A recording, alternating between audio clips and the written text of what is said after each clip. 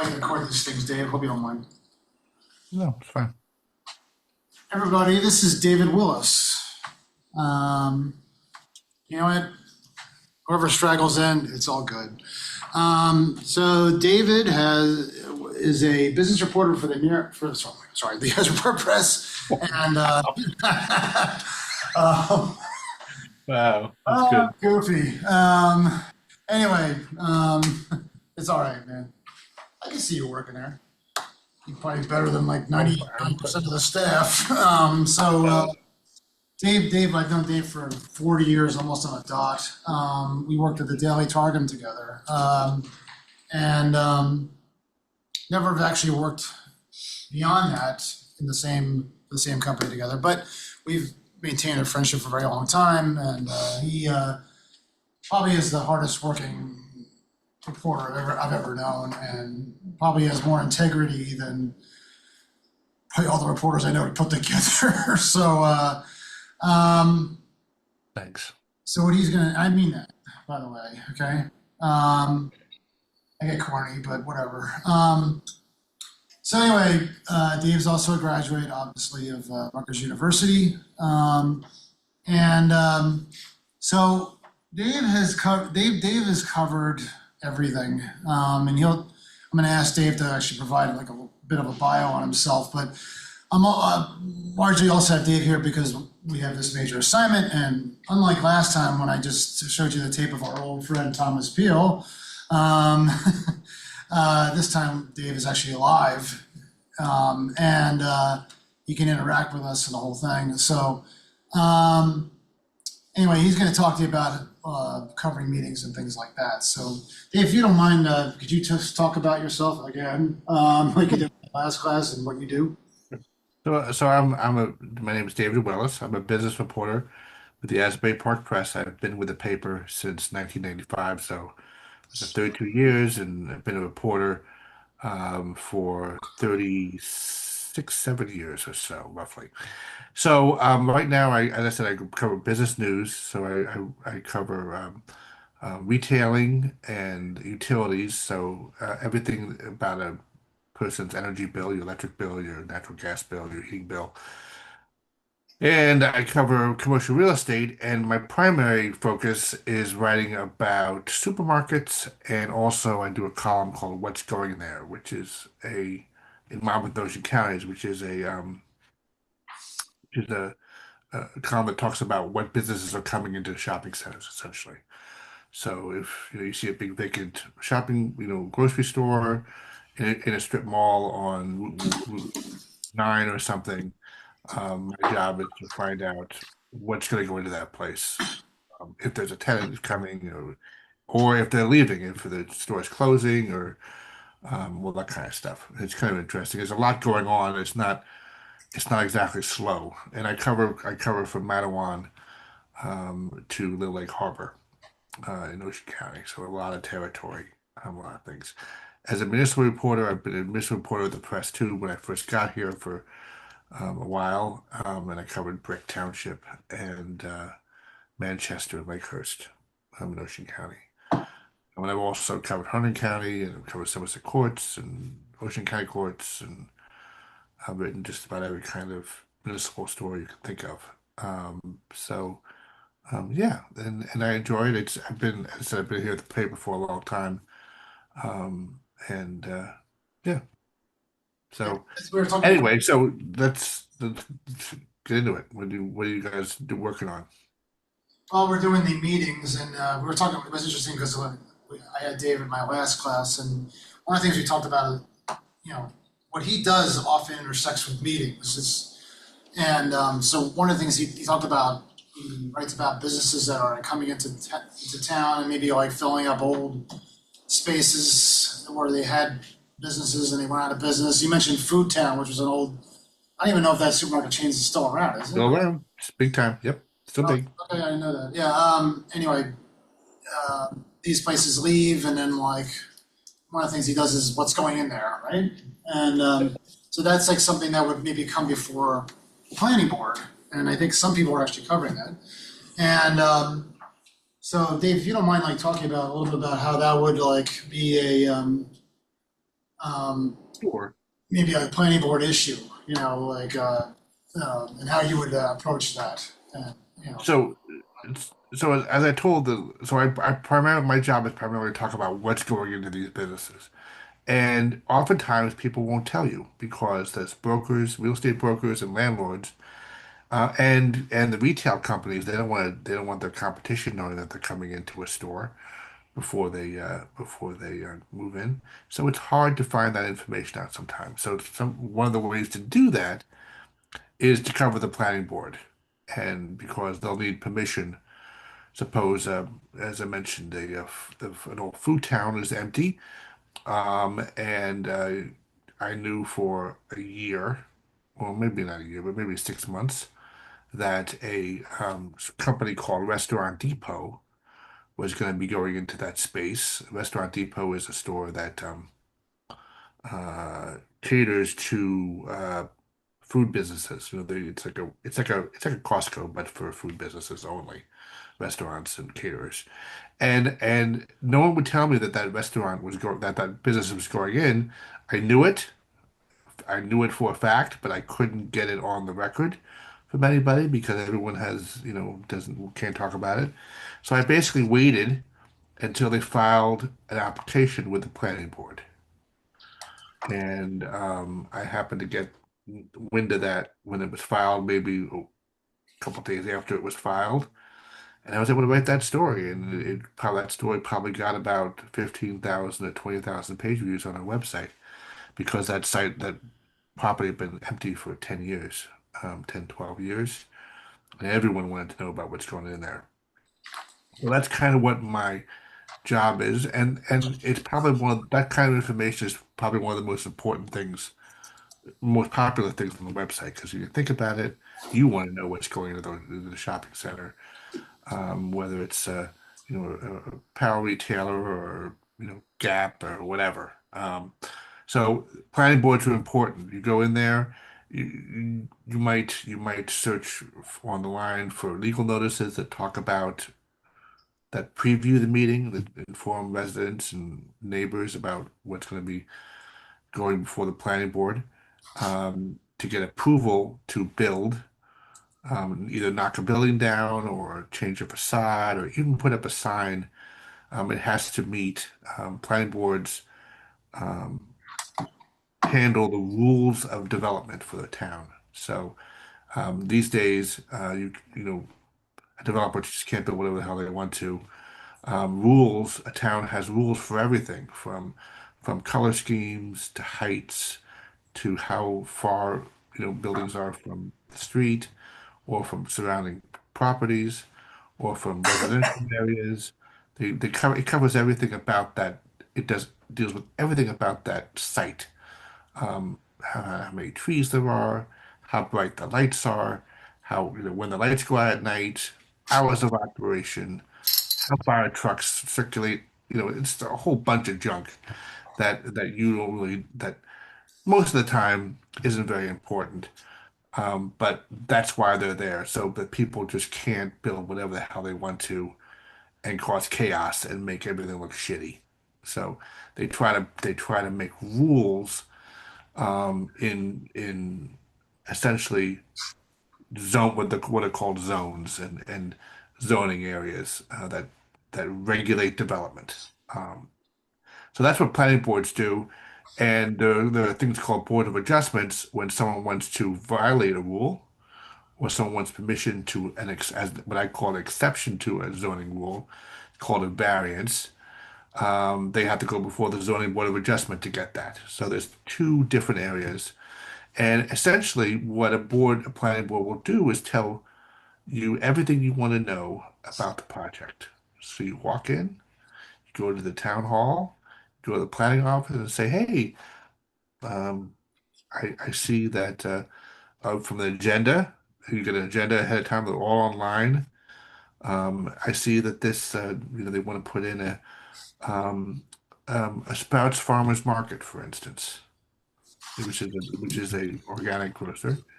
Can you give me the plans for that? And you'll get all the documents. I'll just hand them to you. You can walk in unannounced. You don't have to file an open request. These are documents that are available on request. Um, and so that has all the information you might want about what the project is. And that's a good place to start. And they often have memos in there that will detail um, all of the things you want to know, how big the property is, how big the building is, and is it going to be a car wash, or is it going to be a restaurant, a chain restaurant, and from there you go, well, that's going to be the first one in town or the first one in the county, and people love to know where to go to spend money. That's the whole way it works. People want to know where they can get to the latest. They went to a restaurant in, I don't know, some other place when they were on vacation. They're waiting for it to come, to this area. So they're looking for that kind of information. Um, so I'm not sure. Um, so the difference, what makes it easy is that easier than when Tom and I were doing this, is that a lot of the information might be available online, but towns have websites that where they literally put all this junk up because it's usually given them in digital form. So you can even go to the web, you can go to the website and scroll down to the planning board office and look at the agenda. And then oftentimes they even might even have it linked in the agenda or in another part of the website. Um, so I love planning board stories. I don't like, covering meetings, but you go to the meeting and they're like a quasi court. And uh, the, the development applicant gets up there and they have their experts and the experts are sworn in and they talk about everything about the project. Sometimes they become really good stories and maybe there might be some residents who are opposed to it. Um, Sometimes the residents hire lawyers and those lawyers fight the development and ask questions.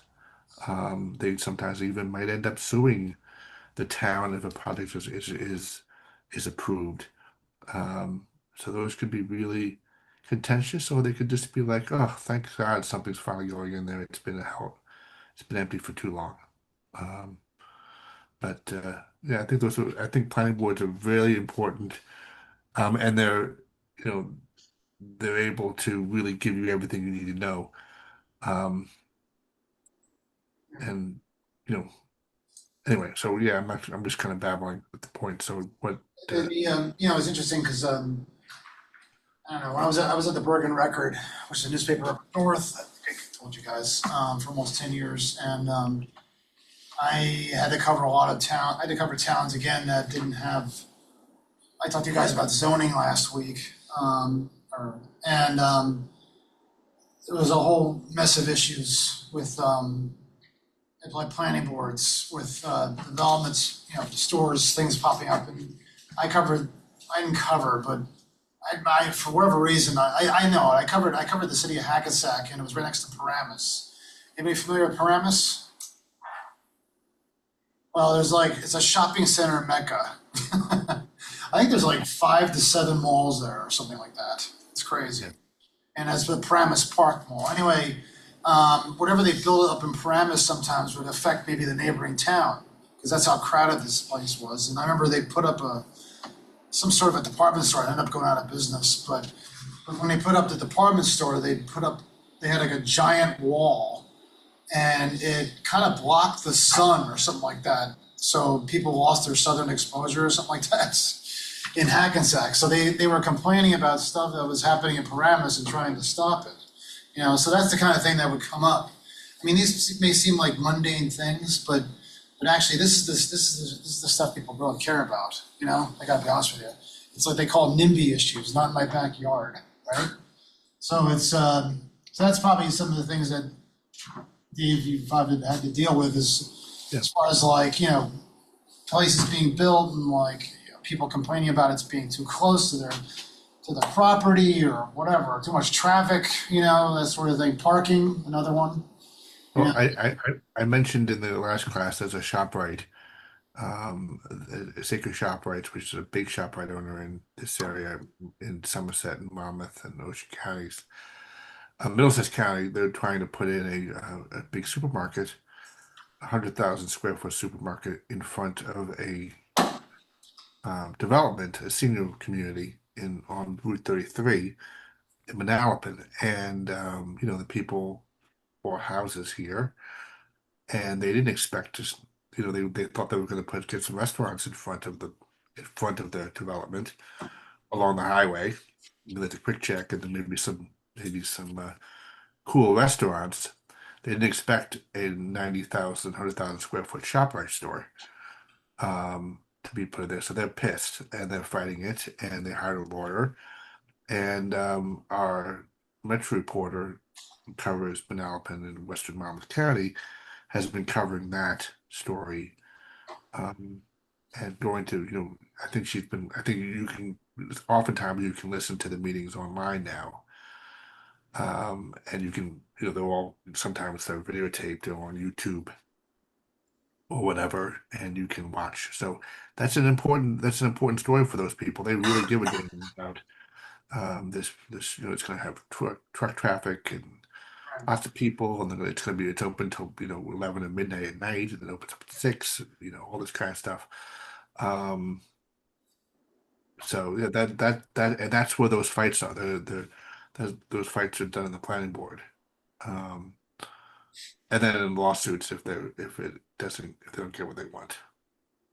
Somebody also, after our talk, the last class, somebody actually brought this up. I didn't think about this. Was I don't know if you've covered any school boards lately, Dave, but Yeah, sure. I know Well, you I haven't, covered but yeah. them.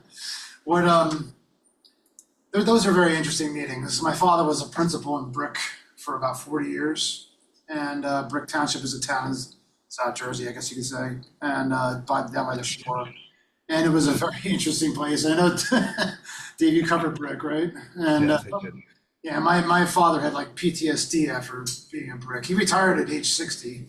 He was just like, I'm getting the hell out of here. And I mean, he used to go to the school board meetings, and no offense, but he used to say like, "Why have to go see the crazies tonight?" Um, Yeah. anyway, like, what makes a school board meeting maybe like different or interesting? Would you say, Dave, from like the others Well, we've talked about? well, those are also. I mean, when you deal with school right now, in Monmouth County, there's fights over school funding and budgets, and the fact that I think in Middletown they're looking to close a few schools, a few elementary schools, and that's often what drives people to buy houses in the areas. The schools, the proximity to schools, the fact that their kids are now going to be uprooted and have to go to another school.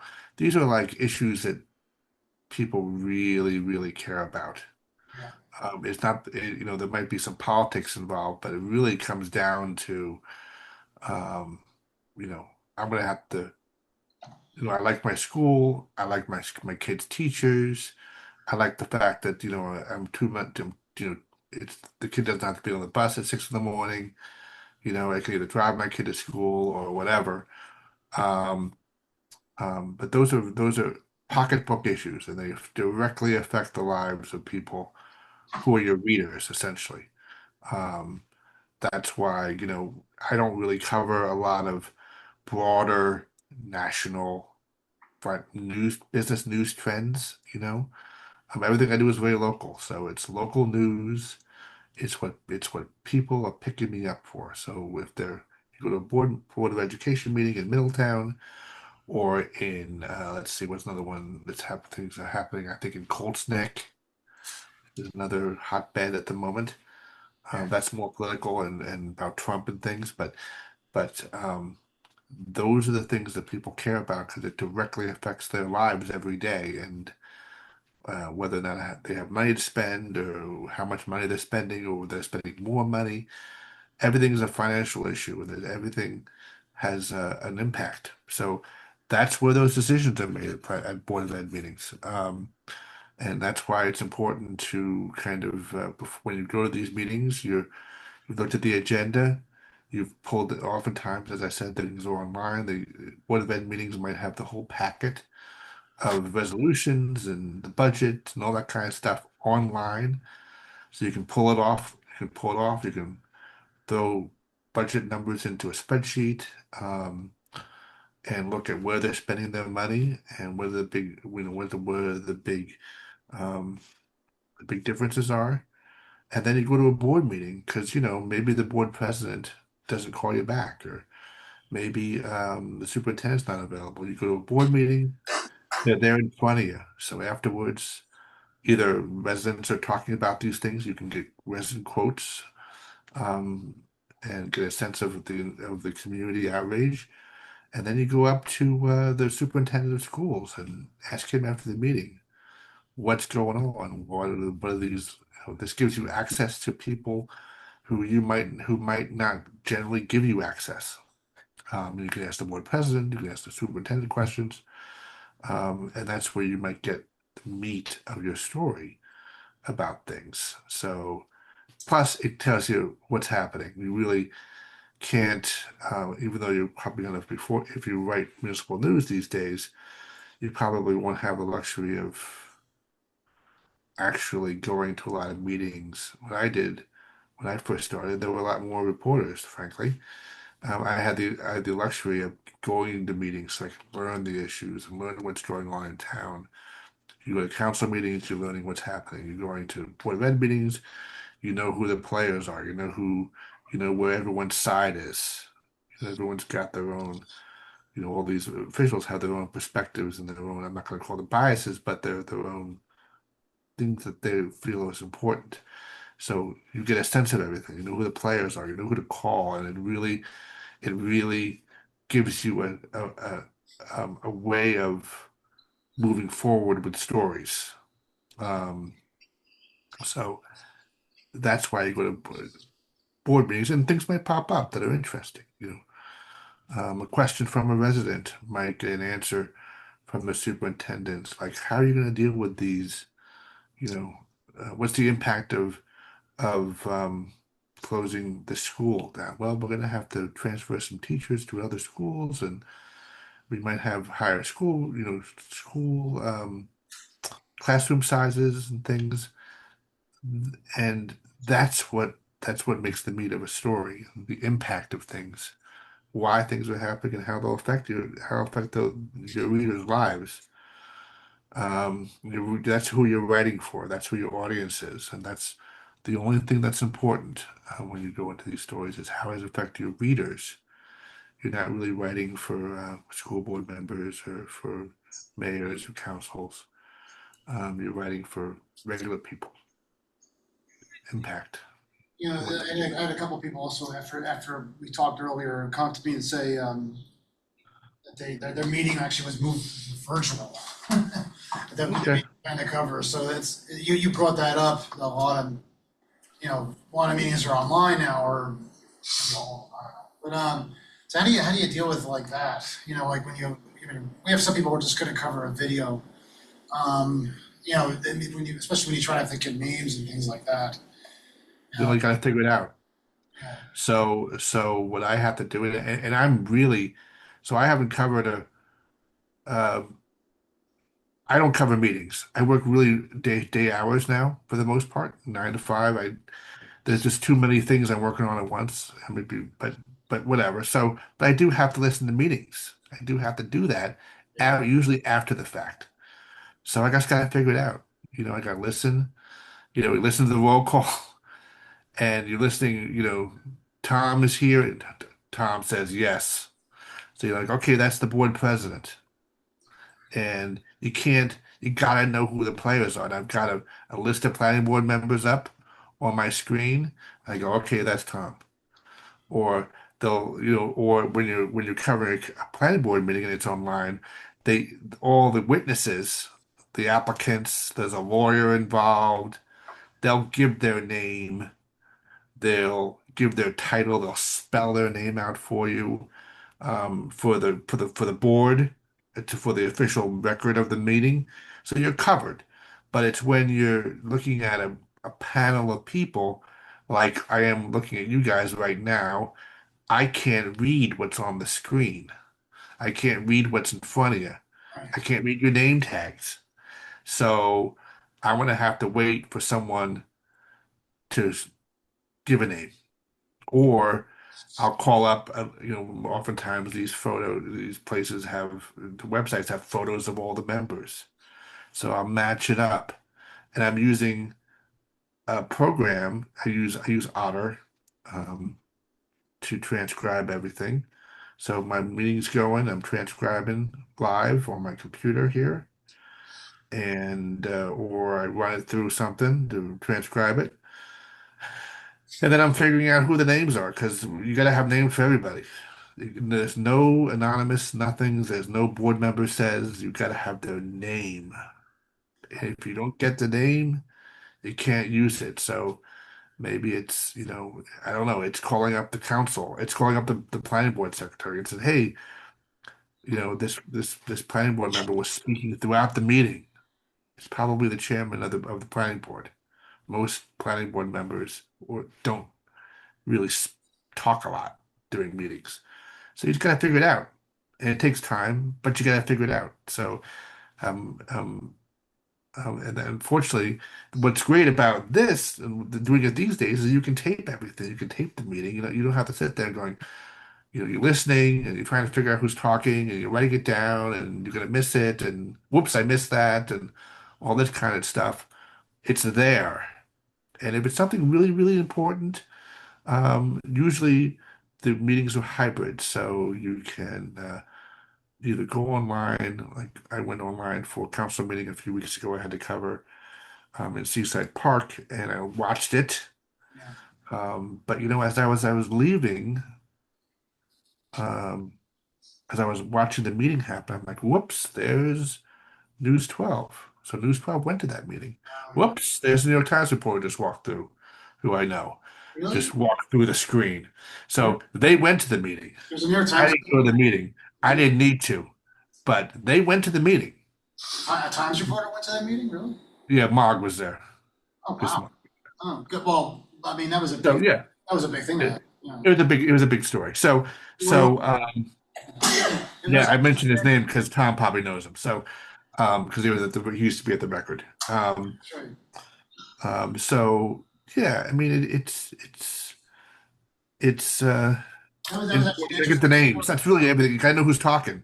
So you gotta really listen, and you gotta listen to someone gets up at the they get up to the microphone and they start talking and they say, "My name is David Willis," and you don't quite couldn't quite hear them right, and you gotta figure that out. So who was that person? I mean, that's what I was doing a few weeks ago. I spent like I would say 15 minutes trying to figure out who this guy was. I think I heard his name right. What was it? Then I had to search online, search for stories where he might have been quoted. Oh yeah, that's the guy. Okay, that's who he is. And I have to be 100% sure, not 90% sure. I gotta be 100% sure. Everything must be accurate. There can be absolutely no doubt in your mind because you checked it all. If there's any doubt, you can't use it. Sorry, you blew it. Right? And you just got to figure something else out. You gotta use another quote or do something else because you cannot guess. You can't assume anything. You can't assume that it's Stephen with a V or a PH or the guy, whatever. I've heard names spelled. My cousin Peter's name has an I in it. So, I mean, it's just crazy. So you really have to worry about every name you've got. Because if it's wrong, you're going to hear about it. I wrote a story. Um, I did a story in the paper. It's about the Hershey Company, and it's about the brand Hershey brand for USA Today. It just ran a couple days ago, and I got a date wrong. 3,000 word story, 70 inches. I don't know, either I did it or an editor did it, but I had the Reese's peanut butter cup starting when that product started, and one person saw it.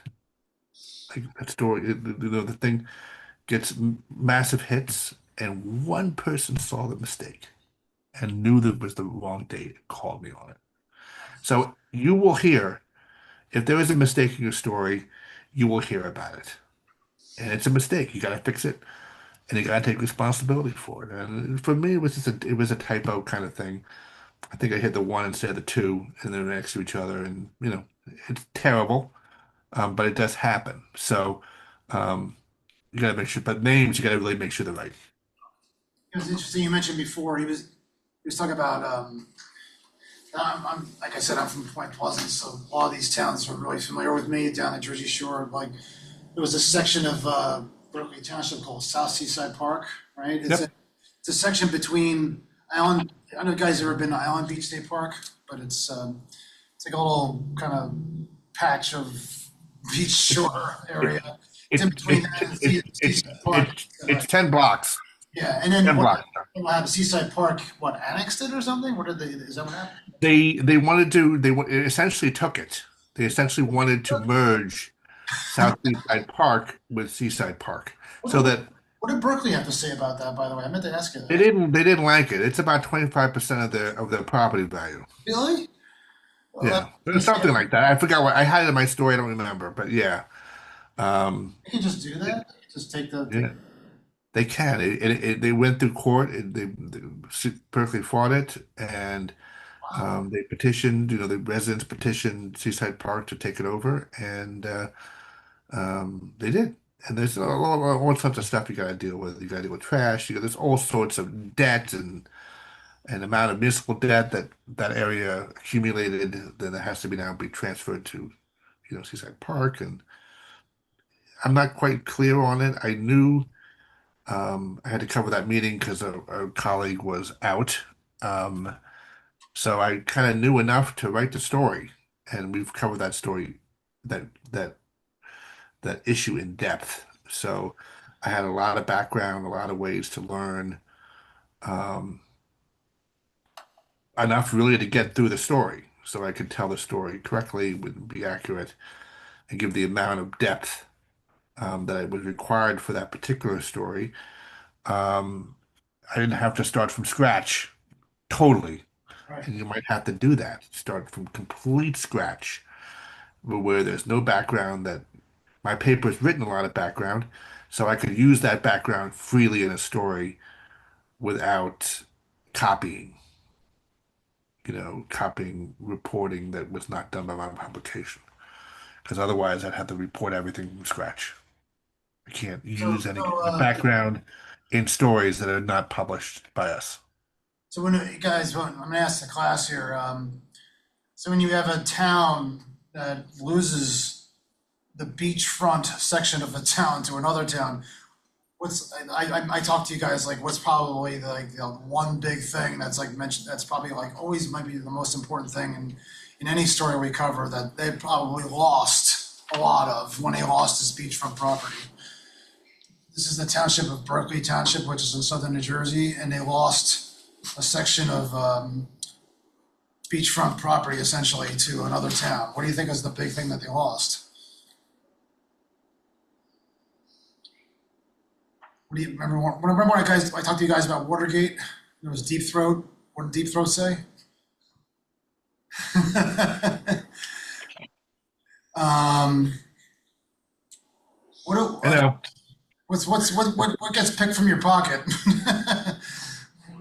Money. It was money. Of course, there's probably things they have to pay for when you have beachfront property, but obviously, but it's the rateables it's a that they rate. lose. Those are the things that are taxed essentially by the town, and it's a lot of money. And then they lose what? They lose the hotels. They lose the other attractions. I guess Island Beach State Park is still considered part of Berkeley Township, right? Yeah. Yes. No. It becomes part of Seaside Park, That too. Oh but wow. it's state. But it goes. It's I think state. I think it includes everything except for the gov. I don't remember because I didn't deal. I didn't actually have to put it in a story. I don't remember. I think I read it. It included everything but the governor's mansion. Seriously? I think so. I'm not sure. So I couldn't put that in a story without reporting it first, to Sorry, be this is honest. really interesting. Sorry, this is really interesting to me. I'm a bit of a geek here. So, Yeah. anyway, anyway, we're going back to covering the meetings and things like that. I know you've talked about the council meeting before, but it was interesting because like those are again the legislative bodies of the main legislative bodies of a town, and at Rutgers, you don't really have it. I mean, yeah, we do have New Brunswick, and they do actually make decisions about what happens here at New Brunswick, obviously, like things about the roads. But Rutgers has its own governing body that legislates, passes tuition increases, things like that. It's called the Board of Governors. But but we have a bunch of people who are covering the New Brunswick City Council meetings, and Dave, I gotta tell you, they are still the worst. I'm gonna say this: they are still the worst meetings to cover because what they have is they have a situation where the mayor is a separate, actually is an executive branch, much like Yep. much like the United States government. So the Yep. council meets and they have this situation where they have they mumble, and then I've had people just cover this meeting on video and that's it, and you can't really get much out of that. And then there's usually like two people who talk. I mentioned one of them. His name is Charlie Kravital, who was a former student of mine. Um, so that's one of the obstacles you run into, and you talked about as far as covering like video middies, I guess, is that you know So you have to work a little harder to get like the names and stuff like that. And yeah, and also you might have problems. So for instance, this reporter I covered, reporters out, so I had to cover that Seaside Park meeting. Another colleague of mine had to cover a Toms River Council meeting, and that's online and in person. But when the things aren't going the mayor's way in Toms River, he turns the feed off. he turns the what off? I'm sorry. He turns the feed off. He does. He Jeez. turns the camera off. So he has the engineer shut the camera down. Oh my God. And it's also shut down during public comments. So you're not quite guaranteed God. that you're going to see the whole meeting if you do that. Yeah. So this reporter had to actually go to the meeting and deal with a very, very, very difficult, you know, uh, fair housing issue, affordable housing, which is not an easy topic No, it's to not. solve. Especially And sure. yeah, so if you can go to a meeting, and if you cover the beat, like I kind of come in, I kind of drop in and drop out. But if I had to actually cover a town, and if it was available, I would go myself Right. because that way you can go up to the council pre and New Brunswick has a city council and a mayor. So the mayor is the executive. The council is like the Congress, and they're the ones who pay bills and allocate money and tax money. So, um, and that's that way in a lot of towns. Brick has that same sort of system too, but it's a township council, not a city council, because different form of organization. But that way you can actually go up to the mayor and say, "What's going on? And what's this all about?" And you can go to the council president and say, "What's this all about?" And you can make sure that you understand the issues, and maybe something popped up during the council meeting that a resident asked a question or a council member said something off the top and didn't quite think about it, or there's a fight about something or other that the council has. You're there, you can follow up, you can listen. You're taping everything anyway on your phone or whatever, so you got it. In the old days, I'd be freaking out that I didn't get it because I forgot that word he said, or maybe I can't read my handwriting, or maybe I just totally blew it and didn't get it at all. But you're taping everything, and I tape twice. I tape it on my iPad or whatever. I got my phone going, so I've got my recorder. I'm taping two. I have two recordings of something, so I'm really making sure I don't miss it. But then you can go up to the council president and say, "What's the deal on this?" Or go up to the mayor and say, "What's this all about?" You get the documents you need. Documents are key. You got a budget, you got resolutions, you got whatever, you got bill lists. You can go there and get it, and so you make sure that you know exactly what's going on, that you're not guessing, fooling around, and that you're making sure that your reader's perspective, you're writing for the reader. So you're writing for your story, that you have the information you need for your story, not for their story, not to make sure that they have it what they want to say. It's what you want to write about and what you think is important, because you know who you're writing for, and you know who you represent. You represent the people. I mean, it sounds stupid and kind of weird, but that's really who you're writing for, whether they like it or not. I mean, you're there to represent their interests and to find out how their money's being spent, what they're getting for it, how they're getting F with, you know, and yeah, so Yeah. that's why. And then another thing, another thing what we're also covering is with the Rutgers University Student Assembly. Something we're Yep. covering that, and Dave, long ago, another lifetime, used to cover for the Daily Targum, the Livingston College Governing Association, correct? Yeah. And, Yep. so it's very much the same thing, right? I mean, you get try to get the agenda. You go to the meeting. It's probably much better to go to the meeting than watch a video, which I don't think they have anyway. And they'll bring up things like we talked about before. Like, I mean, did anybody cover the one this past week? No, nobody. Oh, Avery, yeah. And what happened at the meeting? I heard it was they pretty much recapped everything that happened during the year. Is that what happened? Oh wait, sorry. Is this not a different to the planning board meeting? Because that's the one that I went to. Oh no, no, it's okay. No, this was the Student Governing Association. Oh, But okay. but now that you're on that topic, now that I have you, mind my fast. Did you cover a planning board meeting? Or did you? Oh, good. Yeah. Mind if I ask how you go? Because Dave knows all about planning board meetings. What was the town? New Brunswick. Ah, oh boy, that must have been interesting. What Well, actually, unfortunately, actually not really that much happened. Yeah. There actually was no public comments at all on the plan. So it was pretty much just the developers. There's like an 8-story housing development that was Yeah. proposed, and it was basically just the developers doing their in-depth process. There was like a couple of questions from the planning board, but they were kind of like softball questions, kind of like they weren't Yeah. necessarily like they were coming from critiquing it necessarily. It was more so just like asking for clarification on some very specific aspect of the plan, and there wasn't really much public engagement, I would say, the day that I went. Yeah.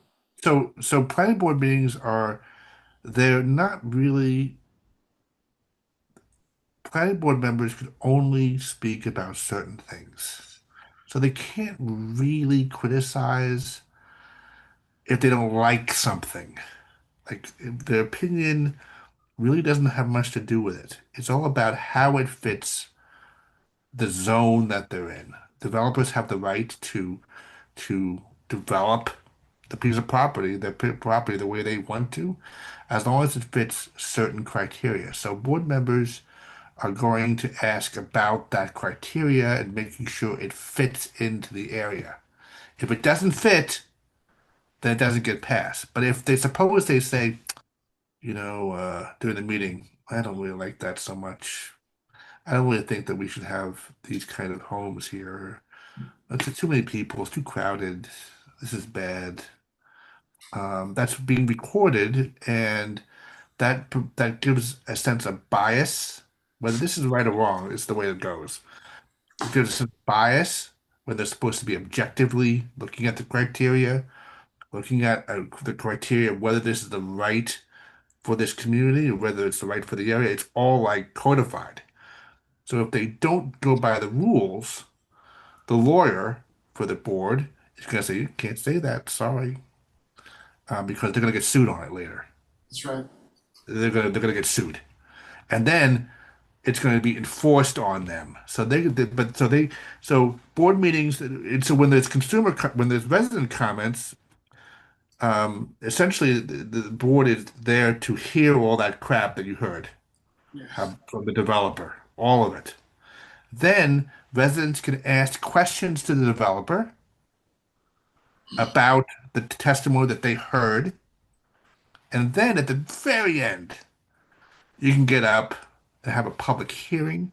And that's where the public can say, I don't really like that, or whatever, whatever.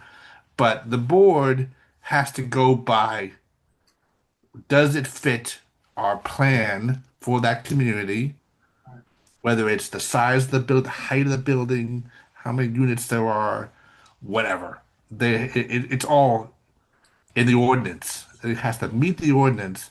And if it doesn't, then they can say no.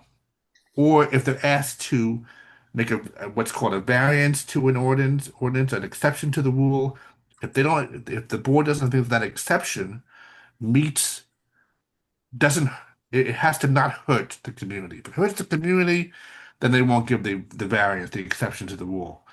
But if it doesn't hurt the exception to the community, then they might grant it. But planning board meetings are not places where you're going to go and hear a lot of crap. I hate this. It's a terrible idea until the very end because the chairman of the board will not allow you to get up and basically opine, give your opinion about a thing because that's not what it's there for. You're there to discuss the application and the questions, ask the experts questions if you want to on what they said, but you can't give opinions. So in those cases, what you're basically writing about is what the it's an eight-story building. It's got this many units. It's going to be retail on the first floor. Maybe they'll say what the tenant is, and then there's nothing to prevent you after the meeting from going up to that person, a person in the community, and saying maybe they spoke about, hey, asked a question, but they didn't give their opinion. There's nothing that goes up wrong and saying going up to the person saying, hey, what do you think about this? It's going into your neighborhood, and you get some comments for your story about how people think it sucks or they love it or whatever the reason is. But you're not going to get that kind of outrage um, during a meeting unless you happen to go to a meeting and there's 500 people in the audience. Right. And then you'll get like boo, boo, boo, and you'll get all this other kind of stuff and outrage and people yelling at the board. But they won't, the board members won't, they have to be like standoffish and not give opinions and not give any sense that they've pre-considered or pre-decided anything or they're going to get nailed. I mean, and that's a story in itself. So that's why it was so boring. I mean, that's just the way, that's just the nature of the business. Um, I don't mind that kind of. I like it because I tackle those meetings in my head. I think, hey, I got a story now that Sprouts Market is coming in and they're going to redevelop this entire shopping center, and you got something cool going in, like a Sprouts Market and a Boot Barn, and this shopping center looked like shit before. And now it's going to be looking kind of cool, and people are going to like to know about that. So that's kind of how I don't, that's what I focus on. I focus on, oh, it's going to be eight-story building with some homes, and it's going to have retail on the bottom. And unless there's some community outrage, it's this big. It's not a big story, but maybe I'll have the rendering so people get a sense of what it looks like, or stuff like that. So it doesn't need um, to be necessarily gangbusters, but it needs to cover certain things like how big the building is, and they mentioned how many units there are, and what's around it. Oh yeah, it's next to another building, or it's next to, it's next to a higher building. It's going to be a block away from the big, um, what are they putting in? They're putting in the big medical, like a huge, huge cancer research center. So why are they putting in a big cancer? Why are they putting in a big apartment building next to a cancer place or next to the train station? Because residents, that's what they're doing now. They're building apartment buildings near transit villages, and they're creating whole communities around um, um, train stations. That's right. So you don't have to have a car anymore. So that's why that story about this apartment building might be interesting. Might. And they'll talk about that. The planner will talk about that when they're talking about the planner for the developer, while they're talking about why they're building this and what makes this an integral, a viable alternative, viable project. because it's part of this effort to have transit villages and to develop, like in Red Bank, they're putting up a whole bunch of stuff, apartments near essentially in New Jersey Transit parking lots that are not used, that are disgusting. So that happens to be um, um, people are having fits about it because they live nearby and that kind of thing. So that is an issue, but but that's why they're putting the apartment building there might be as important as what the apartment building is. So focus on that. I would look at that a little bit and see where um, why they're doing things. To everybody, really, I appreciate you sharing that, everybody. Don't forget, really, it's really important to send me like a rough draft for this. I mean, even if you don't have the whole thing written, maybe send me like what they call a top, maybe the first few graphs. Eight-story building actually does sound like it could be interesting, especially in New Brunswick, because New Brunswick is pretty much built out. I mean, in other words, there's a lot of land. There's not a lot of land that's left that's available. So so thanks for that. Dave, I really want to thank you for everything today. You've done a masterful job. Let's give him a hand, man. Thanks, guys. Man, Dave. I hope it wasn't boring. I mean, come on, man. I hope it wasn't boring. And also for those student council meetings, talking about amplifying student voices for the university, to the university. That's a good thing. Yeah, we talked a bit in the last class about the student.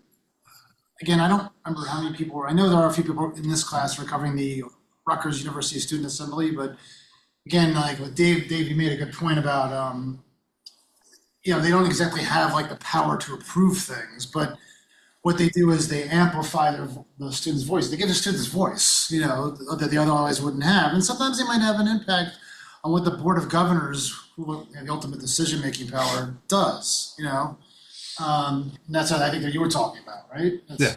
Yep. Real quick, that's what that's what I would focus on. Yeah, and apparently the most recent meeting, I don't know if any of you covered it, but I was told that they pretty much recapped a lot of the issues that they discussed or that they addressed this past year. So you're right about that, and you're right about maybe, like you said, Dave, I think it was like maybe pick out like 3 or 4 issues. Yeah, 2 or 3 issues that you think are important. Yeah. Not what they think are important, but what you think is important. Yeah. Always having. When Dave says you, he means that, right? You mean like, think of yourself as like maybe the local town resident, and put yourself in the reader's shoes. And what you would think is important is probably what the reader would think is important. Yeah. You decide what's important, they don't. For your story. Dave, thank you very much again. See how to Thanks, guys. All right, guys.